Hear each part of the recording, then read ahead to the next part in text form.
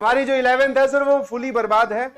या फिर how to manage 11th with 12th। आपने तो 12th स्टार्ट कर दी, हम इसको 11th के साथ कैसे मैनेज करें?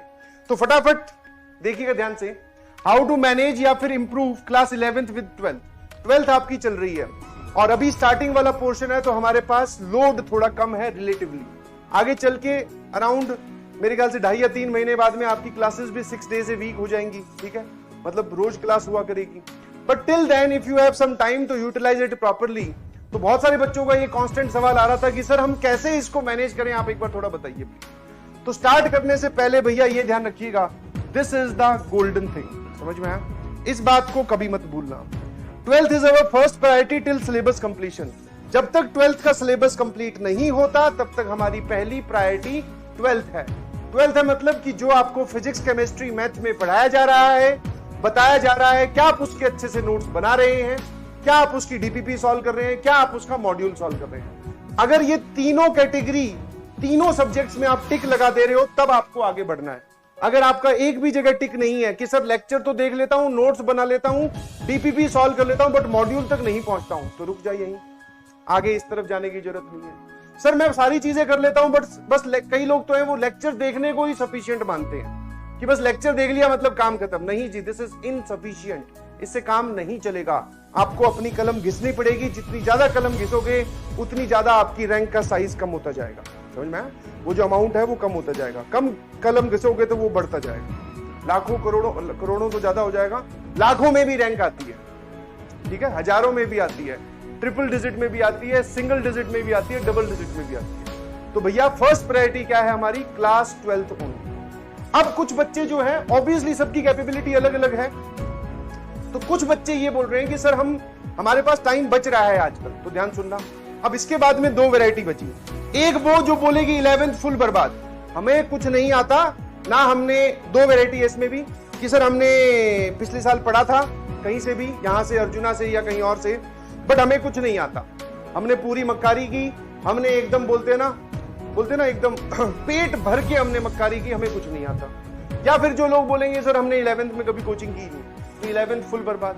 जबकि दूसरी कैटेगरी है वो ये बोलेंगे सर हमने 11th पढ़ी है, हमने अपना हार्डवर्क वहां दिया था, हमें सिर्फ कुछ चीजें रिवाइज करने की जरूरत है। तो जो इस कैटेगरी में लाइक करते हैं, जो बोलेंगे 11th फुल बर्बाद, उनसे मेरी रिक्वेस्ट है कि आपके पास क्लास 11th के अर्जुनास के लेक्चर्स का एक्सेस है, जाइए वो लेक्चर देखिए।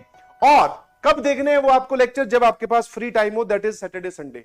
सैटरडे संडे के अलावा भी आपके पास कोई छुट्टी आती है, जैसे अभी ईद की छुट्टी आने वाली है, खुशखबरी है ना।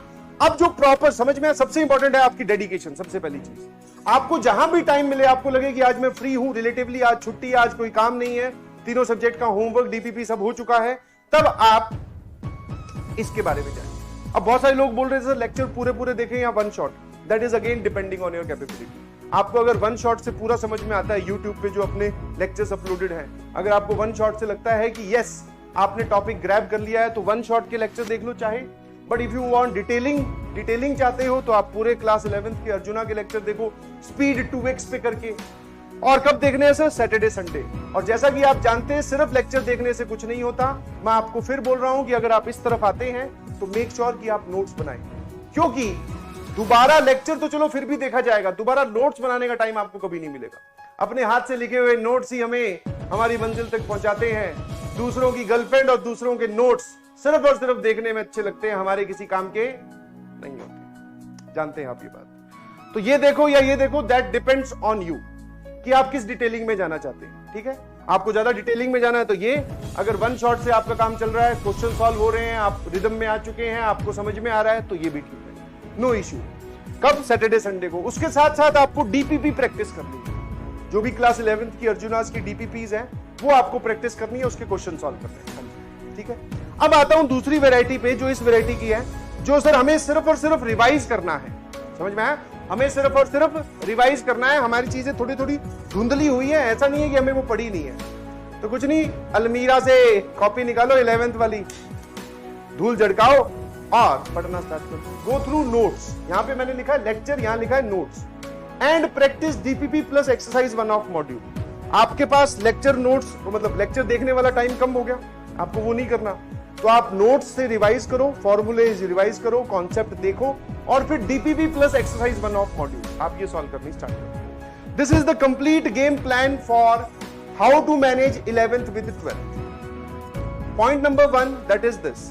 इसके आगे आप तभी बढ़े जब मैंने आपने उन तीनों पे टिक कर लिया हो कि सर अभी रनिंग क्लास में हमारी डीपीपी नोट्स और मॉड्यूल कंप्लीट चल रहा है, क्या हम अब इस तरफ शिफ्ट हो सकते हैं। तब अगर आपके एक भी टिक, मतलब टोटल 9 टिक हो गए ना, फिजिक्स में 3, केमिस्ट्री में 3, मैथ्स में 3, 9 में से अगर आप 8 टिक पे भी हो तो भी मत जाना। फर्स्ट प्रायोरिटी यही है, बोर्ड्स है इस साल और 12th का वेटेज 11th वाले वेटेज से ज्यादा होता है। मैं मैथ्स के रिस्पेक्ट में बात करूं तो 12th की मैथ्स के क्वेश्चन ज्यादा आते हैं, आजकल तो 50-50 भी बोल सकते हो, बट यस इसको आप भारी मान के चलिए, क्लास होती है बात, समझ गए। ज्यादा वेटेज है, बोर्ड्स में है, जेई मेंस में है, जेई एडवांस में भी है, समझ पा रहे हो।